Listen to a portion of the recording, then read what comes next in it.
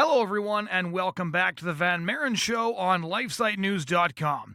One of the things that I have found working and writing in the pro-life and pro-family movement is that a lot of people don't really have a sense of the pro-life movement's history. In fact, you're actually a lot more likely to hear a pro-life activist talk about the civil rights movement as the predecessor to today's pro-life movement than you are to hear people talk about the pro-life movement that existed prior to Roe v. Wade. There's also this sort of generic historical understanding, and it's become almost the consensus understanding among historians that quite simply the pro-life movement was a reactionary movement, that when Roe v. Wade legalized abortion in the United States in 1973 in all 50 states, basically that the pro-life movement was a reaction, a response to that event, as opposed to something that had existed prior to that event. And this is not the case. Interestingly, I think that one of the reasons people ignore the history of the pro-life movement prior to Roe v. Wade is because a little bit of research soon reveals that one of the pro-abortion movement's fundamental talking points is total nonsense. And that talking point is this idea that a move towards legalizing abortion, not only in the U.S. but around the Western world, was a fundamental rejection of the sort of medieval dogma of various religious groups, when what a study of the pro-life movement prior to Roe v. Wade reveals is that the first pro-life laws were actually passed in the 1800s in response to the discovery of doctors that life began long before this so-called event of quickening, which is when the mother could first feel the baby in the womb, and that as such, those human beings in the womb deserved protection under law. So pro-life laws were actually a replacement for religious beliefs that were referred to by many theologians concerning quickening, and a response to new scientific discoveries, which basically means that the claim you get from abortion activists is not only not the case, but is pretty much the opposite of the truth. So to dig into this history that I've discovered most people don't know, I called Dr. Daniel K. Williams, who's a professor of history at the University of West Georgia. He's the author of two books published by Oxford University Press. The first is God's Own Party, The Making of the Christian Right, which came out in 2010. And the second is Defenders of the Unborn, the pro-life movement before Roe v. Wade, which was published by Oxford University Press in 2016. I found this book to be just incredible. It was packed with information I had been totally unaware of. And so to share that story with all of you, the story of the pro-life movement, which stretches back long before abortion was legalized, I want to present to you this conversation with Dr. Daniel K. Williams. All right. Well, just to get started, I guess, what interested you in a project on the history of the pro-life movement prior to Roe v. Wade? I initially planned to write a more comprehensive history of the pro-life movement, and I thought that the pre-Roe story might be the first chapter, a relatively short chapter in a longer book. But as I got into the archives, as I started reading more about the pre-Roe movement, I realized that there was a story that was never told, and that the pre-Roe story was so interesting that it deserved a book of its own. In particular, what I found is that the pre-Roe movement was much more vibrant and much more successful than previous historians have realized. In fact, most people in the pro-life movement are not even aware of this history, I think. And perhaps even more intriguingly, the pro-life movement before Roe v. Wade was largely a liberal movement, a movement that was rooted in the human rights ideology of the post-war era, of post-war liberalism. And most pro-life activists, more than half, I would say, were Democrats. Most of them were Catholics, and many of them were rooted in the social justice traditions of the Catholic Church and committed to New Deal liberalism and Great Society liberalism of the 1930s through 1960s. So just to kind of frame this conversation, maybe give our listeners a bit of a chronology, because you start your book all the way back in the 1860s. So if you could just give us a bit of a chronology, so people can understand just how much actually happened prior to Roe v. Wade and where it all began. Sure.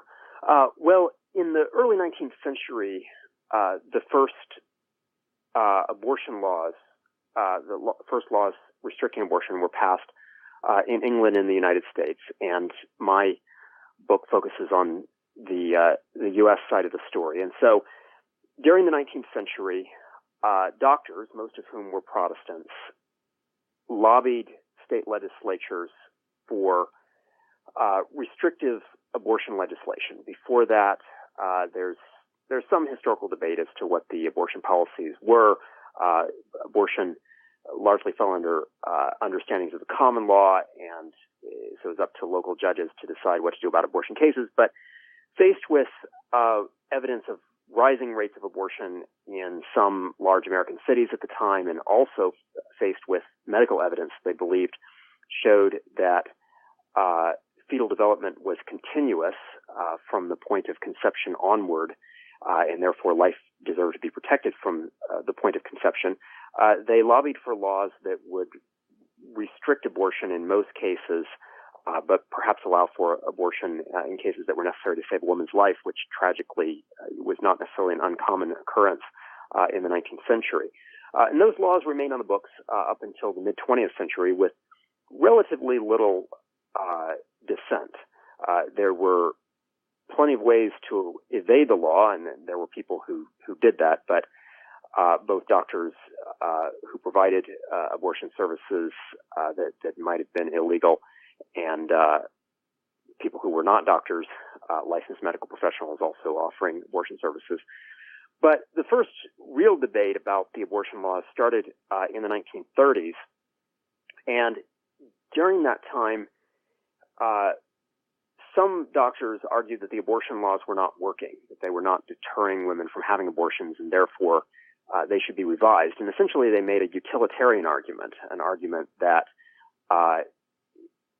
if you follow the greatest good for the greatest number, you would liberalize the abortion laws for the sake of saving women's lives, women who might otherwise die in dangerous procedures, back alley abortions, or even self-abortions. And against this argument was arrayed a group of Catholic doctors, mostly Catholic doctors, who argued on human rights grounds that human life was inviolable, that there was an inalienable right to life, and that if from a scientific or medical perspective, you could make a case that human life began at the point of conception. Therefore, the laws not only had to be preserved, but perhaps even to be strengthened and enforced. And so this debate continued up until the 1960s. And then in 1967, the pro-life doctors started to lose the debate. A number of states, about 13 before Roe passed between 1967 and the early 1970s, liberalized abortion bills that allowed for abortion in limited cases, that is, in cases such as rape and incest, suspected fetal deformity, dangerous to a woman's health. And so they were expanding the right to an abortion, but not granting an absolute right to an abortion. And then in 1970, 4 states, the major one of which was New York, legalized elective abortion, that is, abortion at a woman's request without any medical reason having to be given. And that, in turn, set in motion a contest that still exists today, a debate that is ongoing, a debate between people who believe that life begins at conception and therefore should be protected in public law, and those who believe that abortion is a civil right, and so this contest of rights that was set up at the beginning in the late 1960s or early 1970s has only grown sharper over the last few decades, and we're still faced with that debate today. So I want to back up just a little bit, because one of the things that I found the most fascinating reading through your book was the number of misconceptions that we have based on the fact that both sides of the abortion debate are unaware of what the discussion looked like prior to Roe. And so I just want to read you a short passage here and then get your take on it. You write in Defenders of the Unborn, prior to the early 19th century, a number of Protestant doctors convinced state legislators that the medical science proved that biological life began long before quickening, which meant, in their view, that abortion should be prohibited at any stage of fetal development. By the end of the 19th century, legislators in nearly every state had enacted laws which allowed abortion only in cases in which the procedure was required to save a woman's life. The physicians behind this effort also embarked on an education campaign to convince the public of the value of fetal life. Armed with cases of glass slides showing the fetus at various stages of development, they traveled to libraries and civic groups across the country to spread the message that human development proceeds along a continuum, that quickening is a biologically meaningless stage, and that the embryo deserves protection from the moment of conception. Now, the interesting thing about that passage is that it sort of blows up the myth-making of the 60s and early 70s that still exists to some degree today. Abortion activists will state that the legalization of abortion in the United States and across the Western world is actually a enlightened society's decision to toss out the medieval dogmas of usually the Catholic Church as the target that they choose. Whereas in your book, you reveal that it was religious dogma that wasn't grounded in science, because the science was unknown to many at that point, that informed the sort of loose abortion restrictions, and that it was scientific discoveries which prompted the original abortion laws to begin with. Yes, I think that is important to note. So regularly, I think in the abortion debate, people who are on the pro-choice side will say that those who oppose abortion do so only because of religious grounds, and therefore the assumption is if you support abortion rights, it would be on for reasons of they would say common sense, commitment to human rights, that sort of thing. But in reality, what we're looking at is a contest of two different philosophical systems. And I think that the pro-life movement has always claimed to have science on its side. Now, as I think we both know, science is not neutral.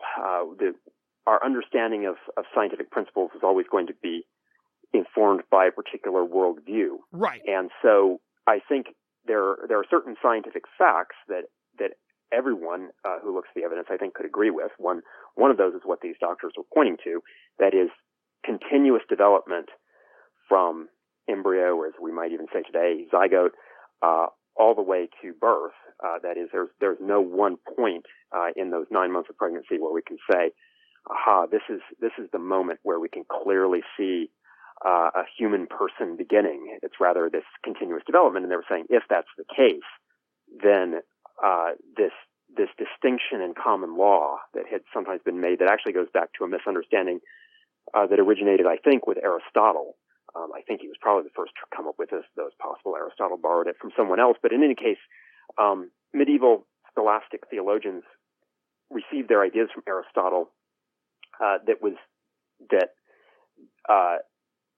some sort of what Aristotle would have called animation, what medieval theologians would have called ensoulment, occurs at some weeks after conception. And in common law thinking, that was translated into the moment of quickening, the moment when a woman perceives fetal movement within her. But as the doctors pointed out, and as I think most people today, even maybe pro-choice people, would agree, that's not a medically precise stage of pregnancy. There's nothing within the fetus that actually changes at that point, the point where a woman can a pregnant woman can perceive fetal movement within her. And so the doctors were saying if that's the case, then you can make this compelling argument that human life actually begins at the point of conception. And the problem that we run into today, I think, in this abortion debate is that what we're really talking about is not so much the point at which human life begins, though that's often the way it's phrased, but we're really talking about the point at which human personhood begins. At what point do we begin to treat this fetus or embryo as a person with human rights? And the point that the doctors of the 1930s were making is that there's no, and that pro-lifers have made since then, is that we shouldn't really have a category of human life that's not a human person.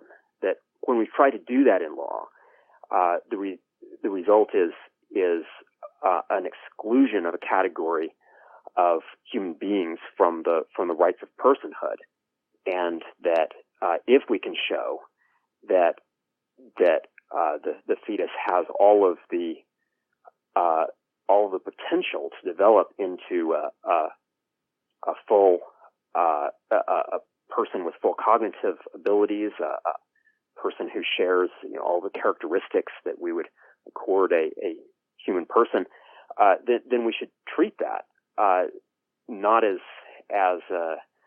an entity without rights, but rather as an entity, as a human being with rights. And so they would appeal to science to then support that philosophical claim.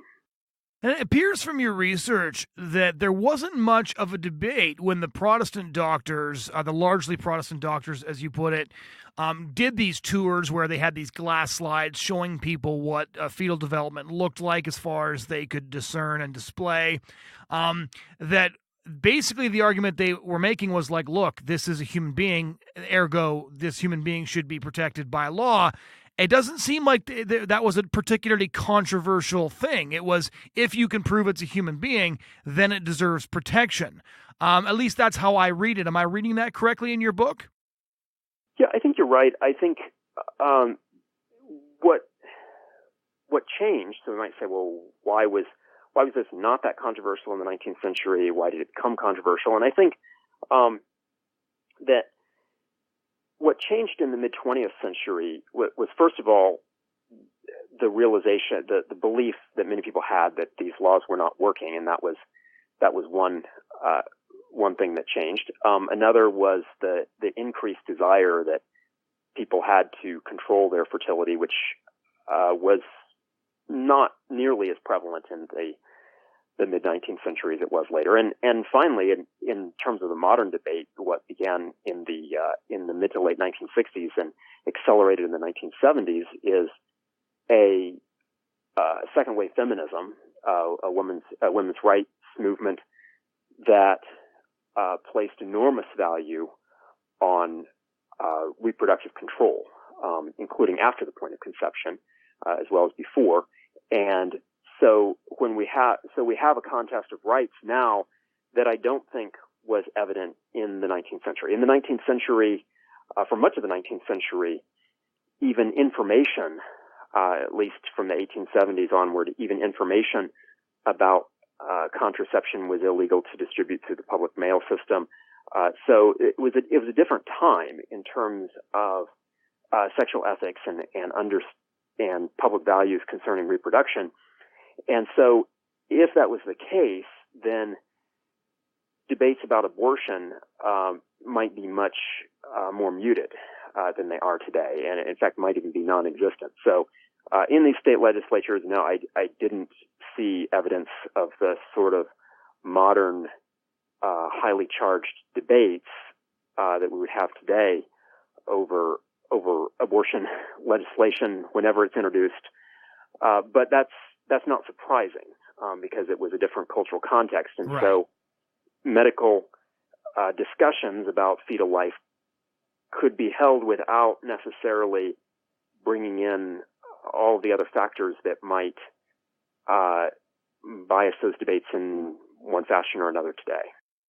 So was anybody making the argument when they said these laws aren't working? Were they just making an argument that women were seeking out self-abortions or back alley abortions, or were they pointing to the fact that a lot of the history now, some of the history which you cover and some which is covered in other books, indicates that there was a two-tiered system where if you were rich enough, you could get an abortion, and if you were poor, you couldn't afford one or might resort to dangerous means. So there's the famous example of Madame Restell in New York City, who famously had an enormous mansion where the daughters of the rich could come if they wanted to have abortions. And she once claimed, and nobody contradicted her, that she had single-handedly kept the birth rate in New York City down for almost a decade. She eventually committed suicide when she was put on trial for being an abortionist. But was anybody just making this argument that, look, these laws are just ensuring that the rich get abortions and the poor don't? Because that argument is still, of course, used today. Right. I do think that argument was used a little bit. It was not as prevalent. That argument was not as common as it became, say, in the 1960s and afterwards. So in the 1930s, I can see a little bit of evidence of it, though there were other arguments that were perhaps more important. I can see that argument emerging more in the 1960s and afterwards, especially as concerns about equal treatment under law and concerns about the favors the rich might be getting became more common. But it is true that there was a difference between what the rich were able to get and what the poor could be able to get. One of the things that's not perhaps noted enough in histories of the abortion debate, but should be noted, is that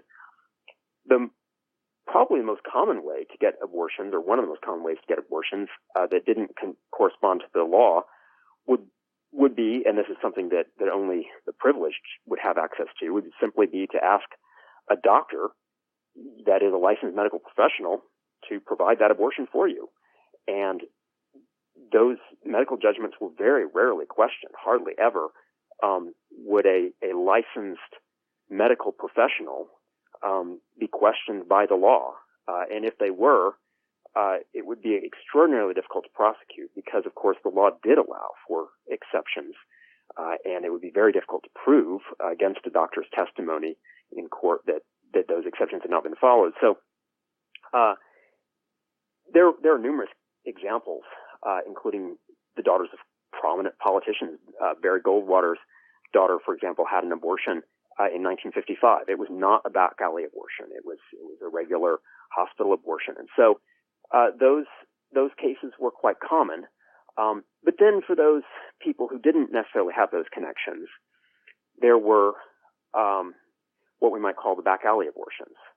And oftentimes those were connected with organized crime, especially in New York City. Right. Criminal syndicates ran large-scale abortion operations, and usually they were staffed by people who were second-rate medical professionals. That is, maybe people who hadn't finished medical school, couldn't get a doctor's license, and so they had some ability. They could, they were proficient enough to allow, to do semi-safe procedures on the vast majority of women who came, but of course there was always a bit of a risk. Sometimes, a lot of times, outright exploitation. The testimonies are numerous from the mid-20th century of doctors who asked for sexual favors from young women in exchange for these abortions. And of course, since it was an illegal procedure, it was very easy to manipulate the people who came in. It was a very unsavory practice. And so the argument was in the 1930s that just as, and this is an analogy they almost always made, just as the recent experiment in the United States of prohibition had been a failure, it had not stopped people from drinking alcohol, so the abortion laws were also a failure, and they were contributing to the growth of organized crime. They were hurting women, that women's health would be improved, society would be better off if we could just legalize this procedure, or at the very least, usually what they argued, which is kind of similar to America's drug debates. They argued that we wouldn't provide full-scale legalization. There would be state regulation of this procedure, and that would be far better than having an illegal industry that's currently unregulated. Yeah, interestingly, one of those untrained medical professionals providing illegal abortions was actually Frank Sinatra's mother, who was a nurse. Her nickname was Hatpin Dolly. Um, and she was quite famous for doing this sort of thing. And if you look at the lives of even the American literary elite during this pre-Roe period, F. Scott Fitzgerald and his wife aborted their second child. There's a Frankie Sinatra lost 2 children to abortion. The list goes on and on, including John Steinbeck, who forced his first wife into an abortion before abandoning her, marrying somebody else, and then having children with his second wife, while his first wife was rendered infertile as a result of the procedure. But when I was reading through your book, I think one of the really interesting things that also gets ignored by both sides for obvious reasons. So the first obvious fact is that abortion laws were brought in as a result of new scientific discoveries rather than adherence to religious dogma. The second very interesting misconception that your book explodes is the idea that abortion is an explicitly conservative and religious issue, because the point you make is that it was progressives, Democrats, liberals. I don't know which word these words are all now far more inflammatory than they were back then due to their current political associations. But essentially that these were people of the left who were doing this for often very left-wing, human rights-oriented reasons, and that it wasn't until later that abortion became associated with the right wing explicitly. Yes. Yes. The Catholic doctors who opposed calls for the legalization of abortion in the 1930s and in the 1940s were for the most part strongly supportive of the New Deal, and they argued that just as President Franklin Roosevelt's New Deal had demonstrated compassion for those who were out of work, for the less fortunate, so in the same way, their campaign was motivated by that principle. And that continued into the 1970s. Because the vast majority of people in the early pro-life movement, that is, the pro-life movement from the 1930s to the 1970s, were Catholic, with a handful of people, maybe 15% or so of the movement, coming from Protestant denominations and a handful of pro-life Jews as well contributing. But the vast majority were Catholic. And so they were drawing on a body of Catholic social teaching that essentially pictured the government as having obligations to care for all of its citizens. And they argued that the calls for abortion legalization were actually motivated by a utilitarian ethic that would undermine the entire system of social justice that they believed modern liberalism was based on. So if you believe you could solve social problems by denying rights to a certain class of people, simply deciding that they were no longer people, or deciding that their rights were less valuable than the rights of others, that was precisely the type of claim that would undermine a compassionate society that they believe liberalism was working toward. And so what they recognized that there were problems of poverty, they recognized that there were problems of injustice, and they believed that those problems could be solved not by expanding abortion's legal availability, but by providing help to women who are facing crisis pregnancies, by providing expanded prenatal health insurance, expanded social welfare benefits, reform of the adoption laws to make adoption easier, a host of legislative changes that they believed would create this sort of compassionate society that they envisioned, rather than a society that would simply, they believed, perpetuate poverty or deny the rights of the poor, or in the worst case, even coerce the poor into having abortions in order to remain on the social welfare rolls, a prediction that they believed would be fulfilled in the imminent future if abortion was legalized.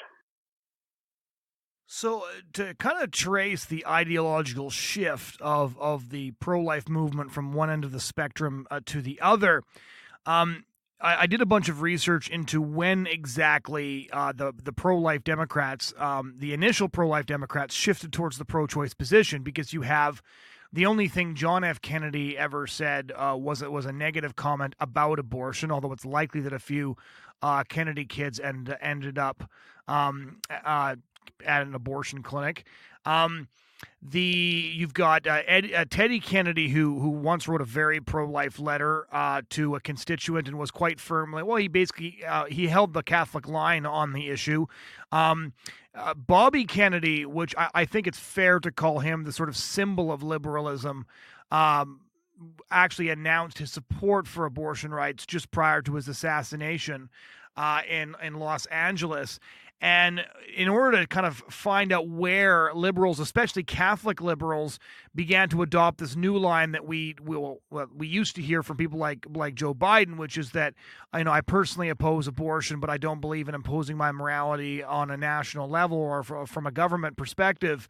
It traces back to a 1964 meeting at the Kennedy compound in Maine with both the Shrivers and the Kennedys, and a handful of liberal Jesuit theologians persuaded them actually that it was ethical and moral to oppose abortion personally while supporting it as a matter of public policy. When in your research did you find this shift sort of start to take place, that the abortion issue began to shift from one end of the political spectrum to the other? Well, I would say it was long after 1964. So if that discussion was going on in 1964, there were some other discussions I think that took place later that may have changed things. Certainly, the Shrivers remained pro-life, yes, publicly involved in the pro-life movement well into the 1970s. Though by 1976, things were changing. I think this shift occurred in stages. So the first stage, I think, was Roe v. Wade.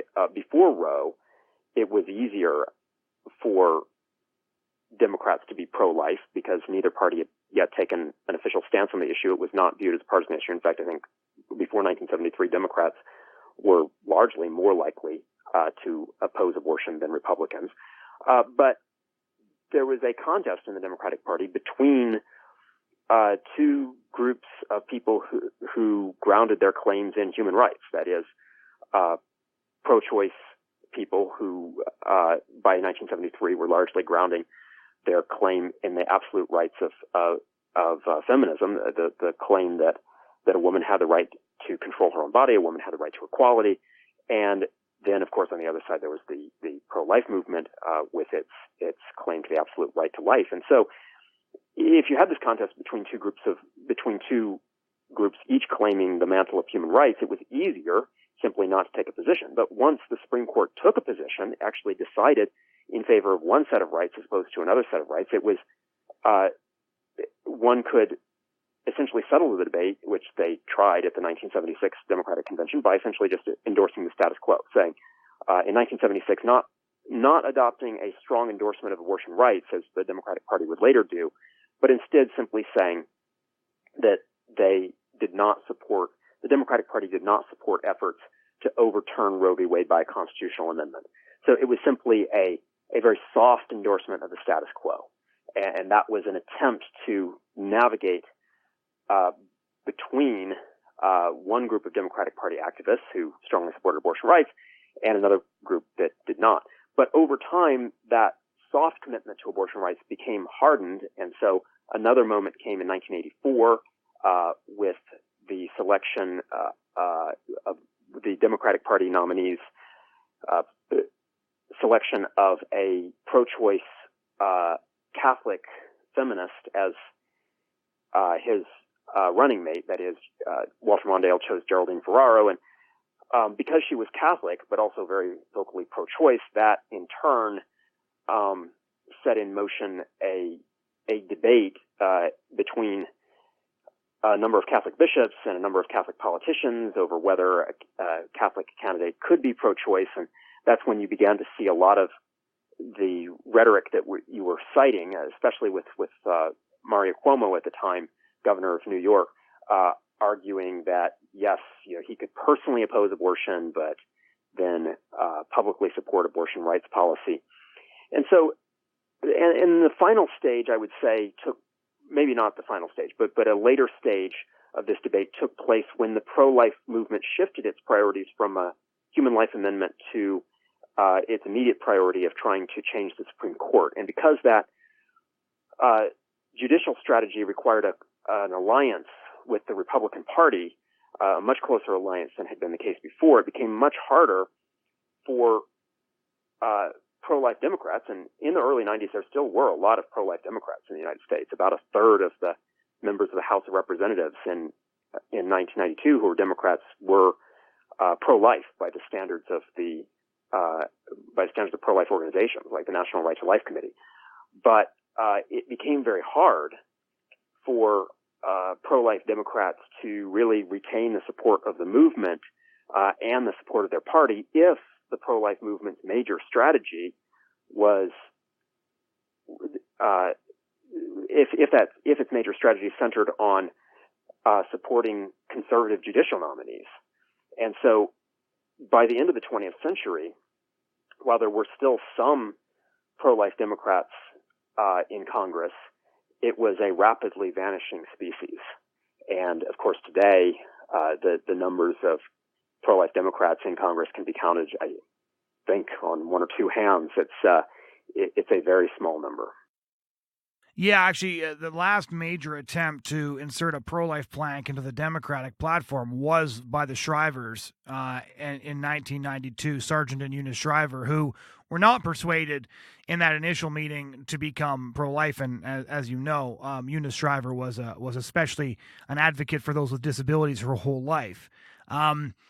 Looking at the lead up to Roe v. Wade, there's like a lot of people say, well, the evangelicals didn't really enter the movement until later, and there's multiple different ways of looking at that because there's a very good historical argument to be made that evangelicals after the Monkey Scopes trial and their treatment in the national press sort of voluntarily decided to retreat to their enclaves and live separately. They just wanted to be left alone.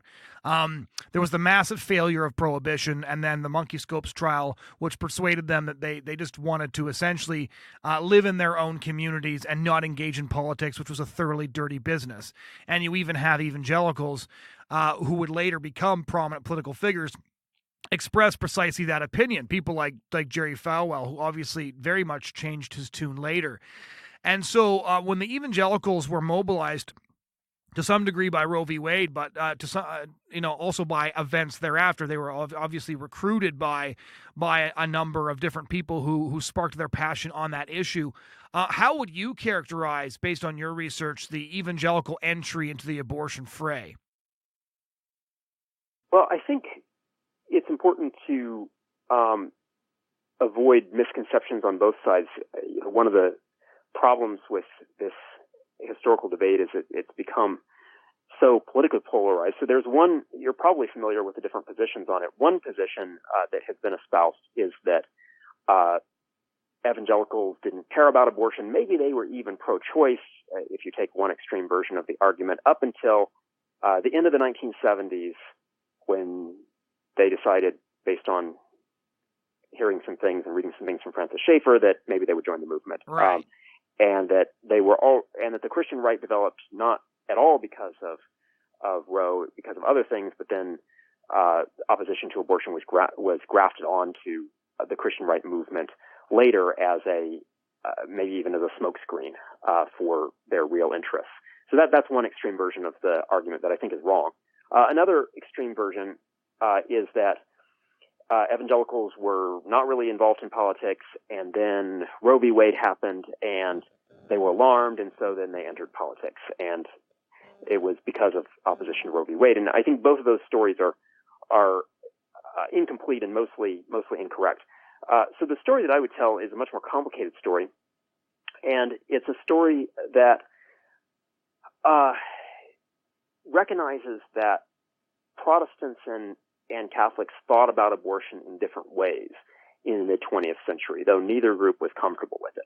But Catholics in the mid-20th century heard a lot of teaching from the pulpit, that is, their priests giving homilies would often talk about birth control and, by extension, abortion in the 1930s, 1940s, and 1950s.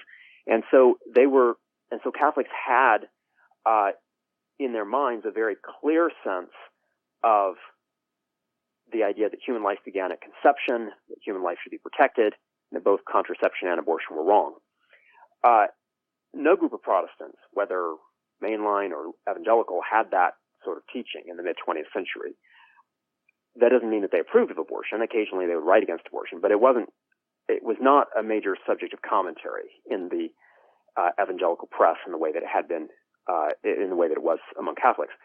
So then the abortion debate began entered the public consciousness in the 1960s. It had been occurring before this, but most people who were not reading medical journals might not have been aware of that debate before the 1960s. But then in the 1960s, state legislatures were debating this, and so evangelical Protestants had to decide how to respond. And evangelical magazines like Christianity Today took a very cautious stance on the initial abortion liberalization bills. And the reason they took a cautious stance rather than simply condemning them was because it was, first of all, they hadn't really given abortion a lot of attention before that. Secondly, they did not have a clear theology as to when human life began. There was a general view among evangelicals that human life in its prenatal stages should be respected, but there was not a clear sense as to exactly when human life began. Did it begin at conception? Catholics might say yes. Evangelical Protestants might answer that with a question mark in the 1960s. And there was also a widespread tradition of exceptions for abortion, and that might justify an abortion. And so, certainly for most evangelicals, that would include in the 1960s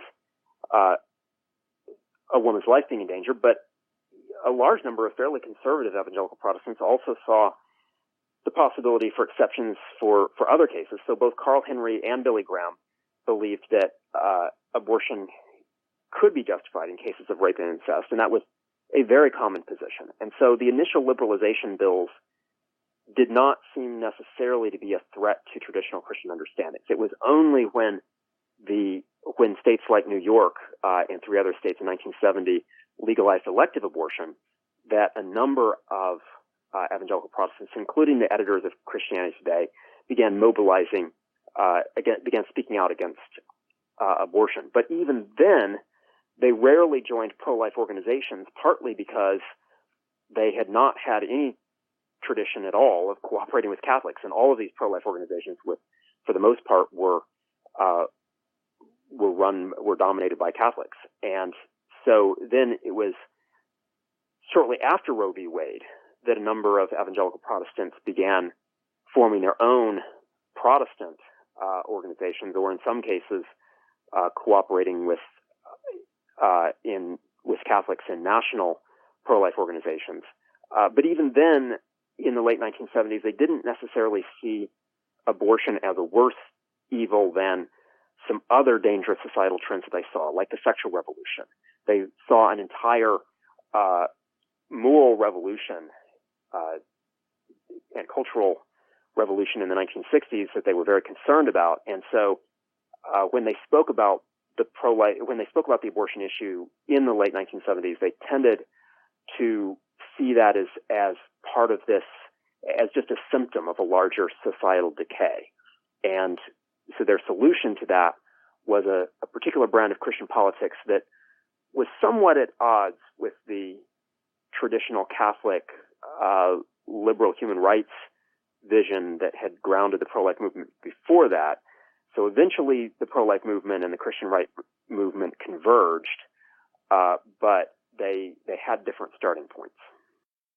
So what do you think, like when you look at your book, Defenders of the Unborn, I don't think when the book was published, any of us would have predicted that abortion would be the animating issue of the 2020 presidential election, which it very much looks like it's going to be, with sort of the Democrats camping out on the most extreme position they possibly can at this point. And another Cuomo further expanding abortion rights in New York as a little blast from the past there. So what do you think your book, Defenders of the Unborn, can tell people today that they'll find helpful in not only contextualizing where we are, but even perhaps in giving us an idea of how we can broaden the tent and build bridges? Yeah, I think it's a great question. I think that what I would like pro-choice people to get from the book is that pro-life activism is not necessarily a product of conservatism. It was not originally a product of conservatism. It is not something that has to be associated with conservatism today. There's no intrinsic relationship between the two. In fact, I would argue that pro-life activism is rooted in a philosophy that accords much more closely with traditional liberal views, that is the New Deal, Great Society liberalism of the mid-20th century, than it does with mid-20th century American conservatism. And so if we can recognize that, perhaps there can be common ground there, especially when we realize that the pro-life movement was not formed as a backlash against women's rights, as unfortunately I think so many advocates of abortion rights today would see this. For pro-lifers, what I would say they should take from the book is that liberalism does not have to be the enemy. And if it has become the enemy, perhaps it's partly because of choices that the pro-life movement made, as well as other choices the pro-choice movement made. I don't think that the Democratic Party's abandonment of any even token support for the pro-life position is something that was inevitable. It was something that occurred over a fairly long period of time, that is, over the course of a couple decades, because of a number of decisions that were made on both sides. And so perhaps if we could revisit those decisions that were made, perhaps we could find places where the conversation broke down, and then perhaps we could try to rebuild that conversation. And in particular, one of those areas where I think pro-lifers could extend an olive branch to the other side would be in recognizing that the original pro-life movement believed that protecting fetal life in public law often needed to be accompanied with help, even governmental assistance, for women facing crisis pregnancies. And so if pro-lifers could, as they're passing restrictive abortion legislation in places like Alabama, Georgia, Iowa, Ohio, elsewhere, if they could couple those abortion restrictions with an expanded state health insurance program, right, expanded state social welfare benefits, I think that they would at least change the conversation. Now, they may have ideological reasons for not doing that, but I do think that there might be some lessons from the pre-1973 pro-life movement that could change the direction of the abortion debate in the United States if people on both sides are perhaps willing to revisit their assumptions and even revisit their current actions. Yeah, I've been thinking for a long time that pairing a heartbeat bill, for example, with maternity leave and a bunch of things designed to alleviate the burden of childhood in a country where people simply don't have the safety nets of extended family and church community that they once had, or that you could assume they had 50 years ago, would go a long way towards alleviating legitimate concerns, at least, about ensuring women would have the resources they need not to raise children in poverty, which I think should be a goal of the pro-life movement, if reducing the abortion rate is the primary goal. For the last question, I'm going to perhaps ask you to speculate on something. I don't know if you'll want to, but I'm going to give it a shot anyways. When you look at the broad sweep of American history, you can look at roughly three civil wars. At least that's what the argument that I'm going to make. You have the American Revolution, where more loyalists fought for the British side than Americans fought on the side of the Revolution. It was essentially a war about what it meant to be an American. Are we British North America? Are we this new thing? Then you have this second Civil War, right? The American Civil War between the North and the South over whether or not slavery was acceptable. And of course, the role of states' rights as well. And then the third Civil War, which is also an identity crisis, and is, of course, primarily an ideological one and not an actual physical military civil war, which is the Civil War about abortion. Do you think that it can be qualified as a civil war? And then the second question would be, do you think that Roe v. Wade overturning, despite the fact that the abortion activists are so terrified of this outcome, might actually ease the pressure off of this debate and allow, essentially detoxify the political environment and prevent the ongoing polarization that seems to be seizing America at the moment? Well, so two-part question. I'll try to answer both, I guess. In terms of whether it's a civil war, that, of course, obviously it's not the same type of war as our American Civil War or our American Revolution. Thankfully, we hope that it never becomes one. Yes. Though there have been people who have suggested that it might become that. I hope certainly that they're wrong. We have had very heated debates about things in the past in the United States. Certainly debates about African American civil rights have been heated. And there have been other policy debates that have been heated.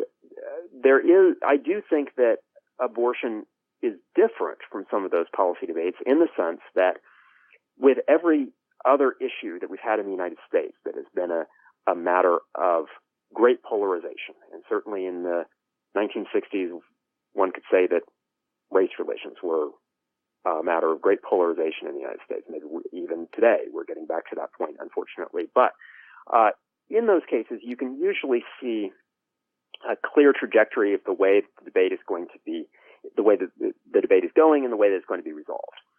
And abortion is unique in that sense, in that over the last 45 years of polling on the issue, we've seen almost no change. We've seen minor fluctuations at times, but the general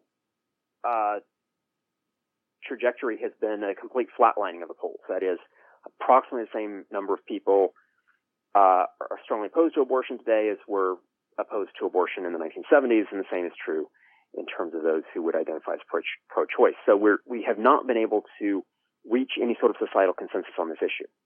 And in view of that, I do believe that returning the issue to local control, while it has not been the pro-life movement's primary goal, and certainly hasn't been the pro-choice movement's goal, might be a way, as you suggested, of easing the pressure on the debate.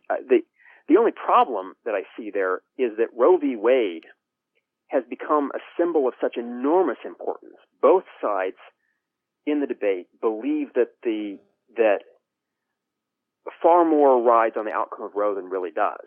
Right. That I think rescinding Roe would set into motion a counter-reaction that would be far more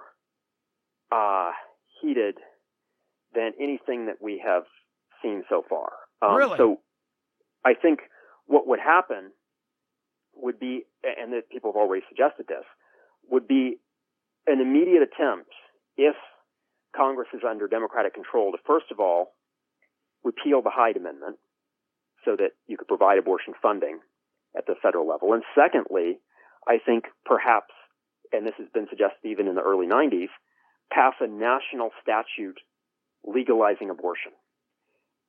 That would then set into motion a counter-reaction. So in other words, I don't think people would simply accept a states' rights solution to this.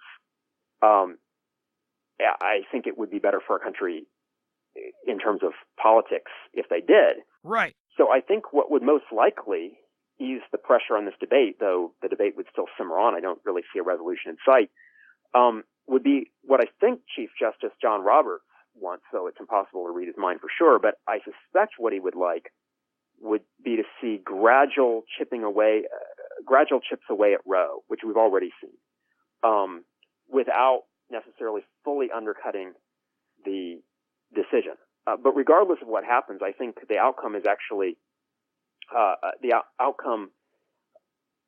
is more or less assured of a greater divide at the state level between states that essentially allow for and fund abortion and those that try to discourage it. So even without Roe being repealed, there are a number of states, about half a dozen, that only have one abortion clinic. And those states, along with numerous others, do not provide state funding for abortions. And of course, federal funding for abortions is nearly non-existent. And so, but you contrast that with states like New York and California that have expanded their abortion legal availability, that have even tried to restrict the rights of pro-life clinics offering alternatives to abortion, that certainly provide state funding for abortion. And so already, even with Roe in place, at least nominally in place, there is a great divide between the availability of abortion in, say, Mississippi or North Dakota and the availability of abortion in New York City or Los Angeles or Washington, D.C. And I think regardless of what the Supreme Court does, that's likely to continue. And that also I think there's probably nothing that the pro-life movement could do in the short term to achieve what was the real goal in the 1970s, which is to provide national protection for human life from the moment of conception onward. We've simply reached a stage in this country where the abortion debate appears to be at an impasse. There's likely to be no substantial movement on either side, but growing tension in response to any perceived possible changes in the status quo. Well, on that cheery note, Dr. Williams, thank you so much for joining us. Well, it was my pleasure. Appreciate the opportunity. Thanks.